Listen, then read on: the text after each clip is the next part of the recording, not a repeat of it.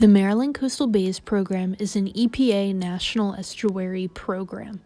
It is only one of 28 such programs nationwide. It is our goal to protect and enhance the watershed, which includes Ocean City, Ocean Pines, Berlin, and Assateague Island. We thank you for your interest in participating in our annual survey for Maryland state reptile, the northern diamondback terrapin. This survey is in partnership with the Maryland Department of Natural Resources. It is conducted to better understand the current population status of the northern diamondback terrapin. First, we will go through some important information that will help you to participate. Terrapins live in coastal salt marshes, tidal creeks, estuaries, and brackish marshes along the east and Gulf coasts. They are found from Cape Cod, Massachusetts to Corpus Christi, Texas. There are 7 subspecies found within this range.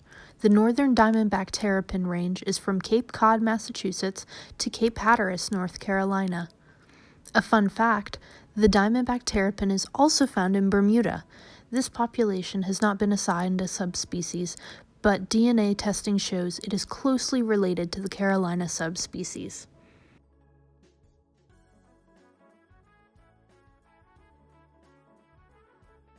This photo shows the significant size difference between male and female terrapins.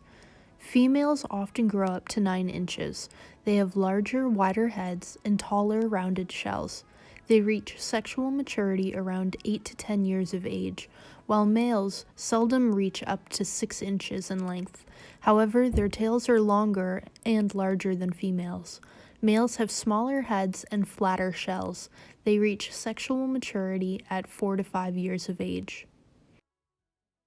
Terrapins are strictly carnivorous and have been found to eat marine worms, bivalves, blue crabs, shrimp, and marine snails, as well as some fish and insects.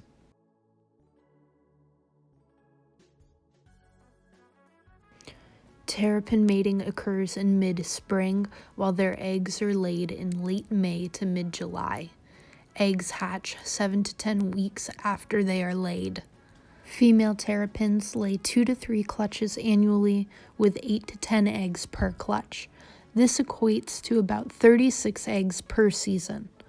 Out of those eggs, only 1 to 3% of them will hatch, and only 1 to 3% of those will survive to maturity. Terrapin populations fell to dangerously low levels in the early 20th century after large-scale harvesting for their meat. Commercial harvests ended in Maryland in 2007. However, there are still many troubles facing terrapins today. Habitat loss, vehicle strikes, predation, and crab traps are some of the largest threats to terrapins in the Maryland Coastal Bays watershed. We will next go over best management practices for our terrapin survey. In order for the data you collect to be considered valuable, it is crucial that we have your location. If you have a smartphone, you can use one of the apps on the following page. Though we do not have weather restrictions in place for the survey, we recommend choosing clear, sunny days as you are more likely to see basking terrapins. Whereas rainy or very windy days, you will be less likely to see terrapins. We emphasize that you do not survey in unsafe conditions. When you are out surveying, it is likely that only the head of the terrapin will be visible. Observe with binoculars. If needed, go forward slowly to see if the head disappears underwater. If it does, it's a turtle. If not, it is likely a stick or some sort of vegetation.